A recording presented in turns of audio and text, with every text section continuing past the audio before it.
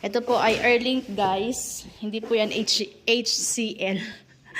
Ayan, sa Airlink po yan.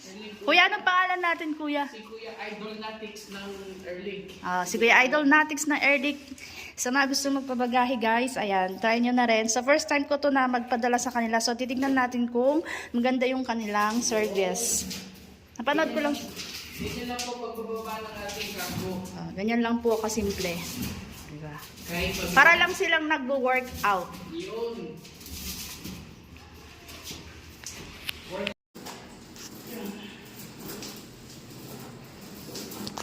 So ayan, binababa pa rin ni Kuya. Nasa first floor na siya.